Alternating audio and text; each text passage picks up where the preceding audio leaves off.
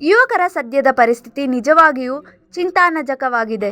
ಜೂಜ, betting, ಮಟ್ಕಾ, ಮದ್ಯಪಾನ, ತಂಬಾಕು, cigarette ಮುಂತಾದ ದುಶ್ಚಟಗಳಿಗೆ ಅನೇಕ ಯುವಕರು ಬಲಿಯಾಗುತ್ತಿದ್ದಾರೆ. ಇದರ ಪರಿಣಾಮವಾಗಿ ಗೌರವಯುತ ಜೀವನ ಕಳೆದು ಸಾಲದ ಹೊರೆ, ಕುಟುಂಬದ ಕಲಹ, ಮಾನಸಿಕ ಒತ್ತಡ ಹೆಚ್ಚುತ್ತಿದ್ದು, ಕೆಲವರು ಬದುಕಿನ ಮೇಲೆ ನಂಬಿಕೆಯನ್ನು ಕೂಡ ಕಳೆದುಕೊಂಡು ಆತ್ಮಹತ್ಯೆ ದಾರಿ ಹಿಡಿಯುತ್ತಿದ್ದಾರೆ.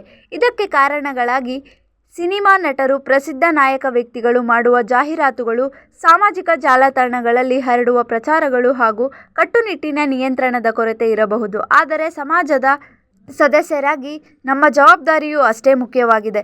ಶಿಕ್ಷಕರು, ಪೋಷಕರು, ಸಮಾಜಮುಖಿ ಸಂಘಟನೆಗಳು, ಮಾನಸಿಕ ಆರೋಗ್ಯ ತಜ್ಞರು ಎಲ್ಲರೂ ಯುವಕರ ಮನಸ್ಥಿತಿಯನ್ನು ಅರ್ಥ ಮಾಡಿಕೊಳ್ಳುವ ಅಗತ್ಯ ಇದೆ. ಯುವಕರ ತಲೆಯಲ್ಲಿ ಏನು ನಡೆಯುತ್ತಿದೆ? ಅವರು ಏಕೆ ತಪ್ಪು ದಾರಿಗೆ ಹೋಗುತ್ತಿದ್ದಾರೆ? ಅವರನ್ನು ಸರಿಯಾದ ದಾರಿಗೆ ತರುವ ಮಾರ್ಗಗಳೇನು ಎಂಬ ಪ್ರಶ್ನೆಗಳ ಬಗ್ಗೆ ಗಂಭೀರ ಚಿಂತನೆ ಬೇಕಾಗಿದೆ. ಪೋಷಕರ ಜವಾಬ್ದಾರಿ ಮಕ್ಕಳಿಗೆ ಕೇವಲ ಉತ್ತಮ ಶಿಕ್ಷಣ ನೀಡುವುದಲ್ಲ, ಉತ್ತಮ ಸಂಸ್ಕಾರ, ನೈತಿಕತೆ, ಆತ್ಮವಿಶ್ವಾಸ ಮತ್ತು ಜೀವನದ ಮೌಲ್ಯಗಳನ್ನು ಬೆಳೆಸುವುದೂ ಆಗಿದೆ. ಮಕ್ಕಳ ಜೊತೆ ಸ್ನೇಹಪೂರ್ಣ ಸಂಬಂಧ ಬೆಳೆಸಿದಾಗ ಮಾತ್ರ ಅವರು ತಮ್ಮ ಸಮಸ್ಯೆಗಳನ್ನು ಹಂಚಿಕೊಳ್ಳುತ್ತಾರೆ. ಬನ್ನಿ ನಾವೆಲ್ಲರೂ ಯುವ ಪೀಳಿಗೆಗೆ ದಾರಿ ತೋರೋಣ, ಭಾರತದ ಭವಿಷ್ಯ ಉಳಿಸೋಣ. ಬೆಟ್ಟಿಂಗ್ನಿಂದಾಗುವ ಅನುಭವಗಳು. ಪ್ರಾರಂಭದಲ್ಲಿ ಕುತೂಹಲ, ಆಸಕ್ತಿ ಬರುತ್ತದೆ. ಇದು ನನ್ನ ಗೆಲುವು ಎಂಬ ಭಾವನೆ ಬರುತ್ತದೆ. ಇದರಲ್ಲಿ ನನಗಿಂತ ಪರಿಣಿತರಿಲ್ಲ ಎಂಬ ಸ್ವಯಂ ಭರವಸೆ. ಈ ಸಾರಿ ಪಕ್ಕ ನಾನೇ ಗೆಲ್ಲುವೆ ಅನಿಸುತ್ತೆ. ಅಪರೂಪಕ್ಕೆ ಗೆದ್ದಾಗ ಸಂಭ್ರಮ, ಎಲ್ಲರೊಂದಿಗೆ ಸಂತೋಷ ಹಂಚಿಕೊಳ್ಳುವಿಕೆ. ನನ್ನ ಹಣ ನನಗೆ ಬಂದರೆ ಮತ್ತೆ ನಾನು ಆಡುವುದನ್ನು ಬಿಡುತ್ತೇನೆ ಎಂಬ ನಿರ್ಧಾರ. ಸಾಲ ಅಲ್ಲ, ಆದರೆ ಆಗಲಿ, ಅಷ್ಟೆಲ್ಲ ಸಾಲ ಆಗಿದೆ, ಇನ್ನೂ ಸ್ವಲ್ಪ ಆದರೆ ಏನಾಗುತ್ತೆ? ತೊಂದರೆಗಳು. ದಿನಪೂರ್ತಿ ಅದರದ್ದೇ ಚಿಂತೆ, ಮೊಬೈಲ್ನಲ್ಲೇ ಕಾಲಹರಣ, ಒಂಟಿತನ, ಮಾನಸಿಕ ಒತ್ತಡದ ಬದುಕು, ಆರ್ಥಿಕವಾಗಿ ದಿವಾಳಿತನ, ತಂದೆ ತಾಯಿಯರ ಮೇಲೆ ಸಿಡುಬುತನ, ಮುಂಗೋಪಿ, ಆತಂಕ, ಭಯದ ಮನಸ್ಥಿತಿ, ಸಾಲಗಾರರಿಂದ ಅಗೌರವ, ಬೆದರಿಕೆ, ಆತ್ಮಹತ್ಯೆಯ ಕಡೆಗೆ ಆಲೋಚನೆ, ಮನೆಯಲ್ಲಿ ಸಂಬಂಧಿಕರಲ್ಲಿ ಅಗೌರವ, ಜೀವನದಲ್ಲಿ ಕಪ್ಪು ಚುಕ್ಕೆ. ಹೊರಬರಲು ದಾರಿಗಳು. ಒಪ್ಪಿಕೊಳ್ಳುವ ಗುಣ. ಬೆಟ್ಟಿಂಗ್ ಡ್ರೀಮ್ ಅನ್ನೊಂದು.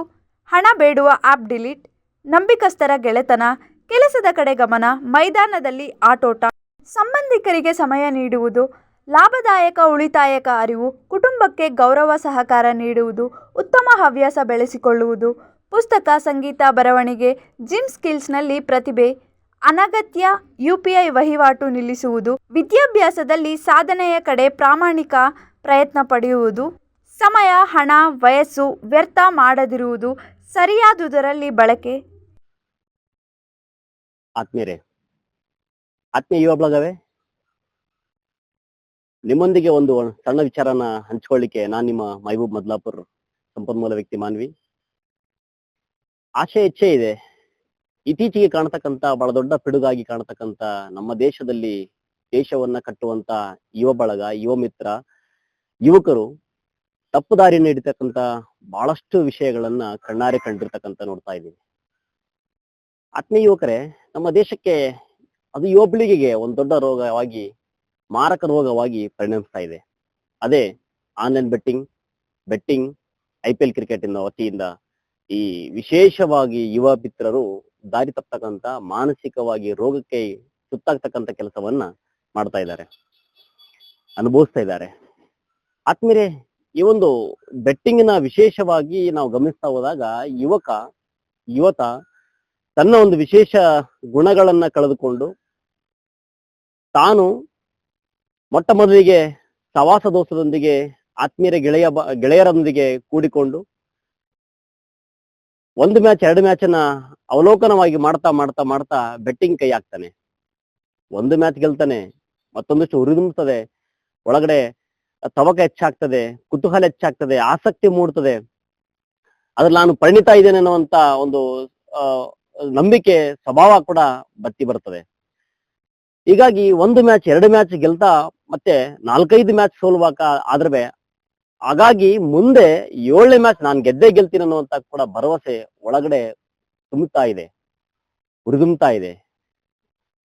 ಈ ವಿಷಯವಾಗಿ ಯುವಕ ಏನಾಗ್ತಾ ಇದ್ದಾನಂದ್ರೆ, ಈ ಬೆಟ್ಟಿಂಗ್ ನಲ್ಲಿ ಆ ರೋಗಕ್ಕೆ, ಮಾನಸಿಕ ರೋಗಕ್ಕೆ ತುತ್ತಾಗಿ ನರಳುತ್ತಾ ಇದ್ದಾನೆ. ಇತ್ತೀಚೆಗೆ ನೀವೆಲ್ಲ ಕಣ್ಣಾರೆ ಕಾಣ್ತಾ ಇದ್ದೀರಿ ಎಷ್ಟರ ಮಟ್ಟಿಗೆ ತುತ್ತಾಗಿದ್ದಾನೆ ಅಂತಂದ್ರೆ, ಏನೆಲ್ಲ ಕಳ್ಕೊಳ್ತಾ ಇದ್ದಾನೆ.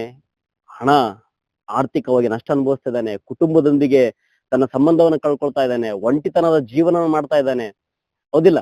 ಎಷ್ಟೋ ಶಿಕ್ಷಣದಲ್ಲಿ ರಂಗದಲ್ಲಿ ಹಿಂದೆ ಬಿಡ್ತಾ ಇದ್ದಾನೆ, ತನ್ನ ಗುರಿನ ಮರ್ತಿದ್ದಾನೆ, ತನ್ನ ಕೆಲಸವನ್ನ ಮರ್ತಿದ್ದಾನೆ. ಹೌದಾ? ಮೊಬೈಲ್ ಅಲ್ಲಿ ಸಂಪೂರ್ಣವಾಗಿ ಮಗ್ನನಾಗಿದ್ದಾನೆ.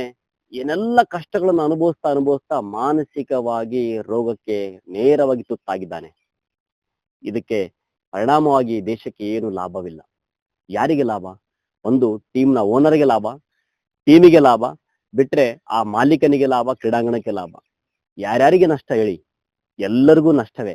ಯುವಕರಂತೂ ಇದರಲ್ಲಿ ಸಂಪೂರ್ಣವಾಗಿ ನಷ್ಟವನ್ನು ಅನುಭವಿಸ್ತಾ ಇದ್ದಾರೆ. ಆಡ್ತಿರಾ ಆಟ ಮೈದಾನ ಬಂದು ಆಡಿ, ಮೊಬೈಲಲ್ಲ ಮೈದಾನಕ್ಕೆ ಬಂದು ಆಡಬೇಕು.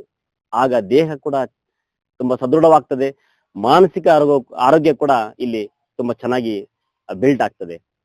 ಆತ್ಮೀಯ ಯುವ ಮಿತ್ರರೇ, ನಾನು ಹೇಳಲಿಕ್ಕೆ ಇಷ್ಟಪಡುವಂತದ್ದು ಏನಂತಂದ್ರೆ, ಈ ಬೆಟ್ಟಿಂಗ್ ರೋಗದಿಂದ ಹೊರಗೆ ಬರ್ಲಿಕ್ಕೆ ತುಂಬಾ ಸಿಂಪಲ್ ಆಗಿರ್ತಕ್ಕಂಥ ಕಾರಣಗಳು. ಬಹಳ ಸುಲಲಿತವಾಗಿ ಆರಾಮಾಗಿ ಹೊರಗೆ ಬರ್ಬೋದು ನಾವು.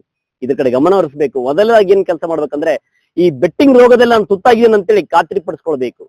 ಎರಡನೇದಾಗಿ, ನಾನು ನನ್ನ ಗೆಳೆಯರನ್ನ, ಅತ್ಯುತ್ತಮವಾಗಿರ್ತಕ್ಕಂಥ ಗೆಳೆಯರನ್ನ, ಪ್ರೀತಿ ವಿಶ್ವಾಸವುಳ್ಳಂತ ಗೆಳೆಯರನ್ನ, ನನಗೆ ನಂಬಿಕೆಗೆ ಏನು ಬಹಳ ಸಹಕಾರ ಕೊಡ್ತಕ್ಕಂಥ ಗೆಳೆಯರನ್ನ ಹೊಂದ್ಕೋಬೇಕೇ ವಿನಃ ಬೆಟ್ಟಿಂಗ್ ಇರ್ತಕ್ಕಂಥ ಗೆಳೆಯರನ್ನ ದೂರ ಮಾಡ್ಕೋಬೇಕು. ಅದು ಕ್ರಮೇಣವಾಗಿ.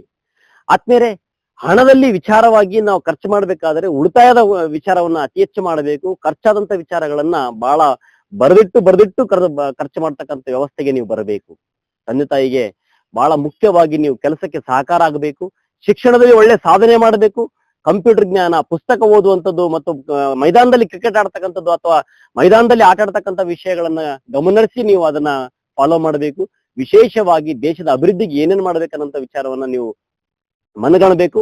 ಬಹಳ ಮುಖ್ಯವಾಗಿ ಗೆಳೆಯರನ್ನ ಮಾತ್ರ ಚೂಸ್ ಮಾಡ್ಬೇಕಾದ್ರೆ ಬಹಳ ವಿಶೇಷವಾಗಿ ನೋಡಿಕೊಂಡು ಚೂಸ್ ಮಾಡಬೇಕು. ಅಂತ ಗೆಳೆಯರು ಬಹಳ ಮುಖ್ಯ ಆಗ್ತದೆ. ಯಾಕಂದ್ರೆ ಸವಾಸ ದೋಷದಿಂದ ಸನ್ಯಾಸಿ ಕೆಟ್ಟನ್ನುವಂತ ವಿಷಯವಾಗಿ ನಾವೇನಾಗ್ತೀವಿ ಅಂತಂದ್ರೆ, ನಾವು ಮೆಲ್ಲಗನೆ ಕೆಡುವಂತ ಪರಿಸ್ಥಿತಿ ಒಳಗಡೆ ಬರ್ತೀವಿ.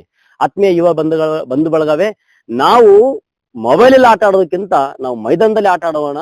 ಹಾಗೆ ಚಿಂತೆ ಜೀವಂತ ಮನುಷ್ಯನನ್ನು ಸುಟ್ರೆ ಚಿತೆ